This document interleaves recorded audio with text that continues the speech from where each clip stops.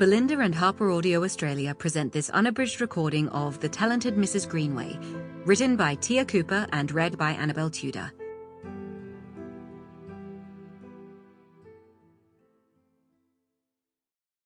To all women whose stories remain hidden, we hear you and we acknowledge you.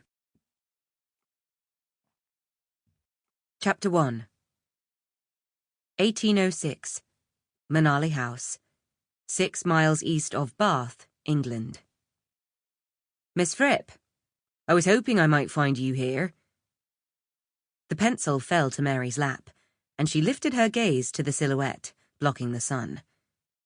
Miss Fripp. Her husband, James, was her senior by more years than she cared to count. She didn't correct the gentleman standing before her in the garden. Many had made the mistake of believing her to be James's daughter, not his wife. Shading her eyes with the flat of her hand, she admired the man's neatly fitted moss-coloured velvet tailcoat, his brilliant white cravat, and, in the sudden change from shadow to light, the planes of his face came into focus. High cheekbones, a long, somewhat sharp nose, and startling hazel-green eyes that glinted in the sunlight. His skin wore a healthy glow, yet there was a weathered look about him of a man who spent a lot of time out of doors. She detected a musky, very masculine scent. Francis Howard Greenway. For some unknown reason, he emphasized the name Howard before making a sweeping bow, a heavy lock of his reddish hair falling over his high forehead. At your service, miss. I've been requested by Captain Fripp to quote on repairs and renovations to the house and stables. She leapt to her feet. He had. She'd rather hoped James would discuss the proposal with her before he made a move. He was aware of her interest in architecture and her feelings for her home, the house Papa had built. In a surprising mood of bonhomie, spurred no doubt by the quantity of brandy he had consumed, James had told her of his intention to have the house and stables brought up to scratch. He'd discovered a local architect who had studied under the famous architect John Nash in London and believed he could negotiate a reduced price. He'd failed to mention he'd already made a start. You've spoken with my husband. A hint of colour stole across Mr. Greenway's cheeks.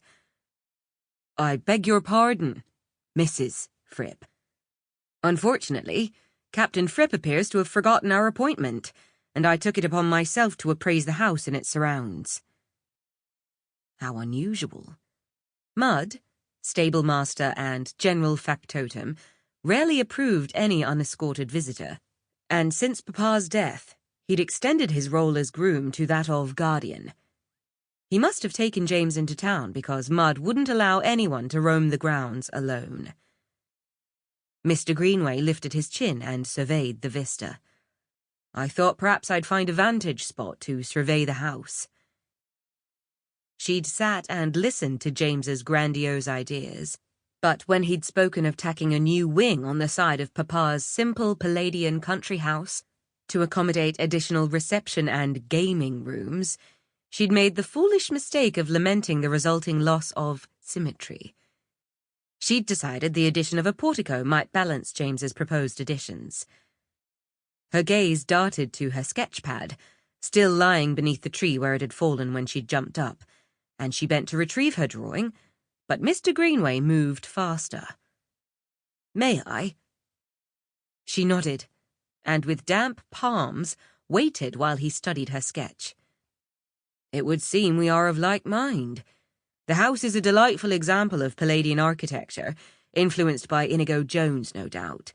It would be a great shame to detract from the classic features, such harmony, clarity, and order, and, as you have so rightly shown, perfect symmetry. The addition of the portico is a touch of genius. With her sketchpad dangling from his fingers, he strolled off, examining the building from various angles.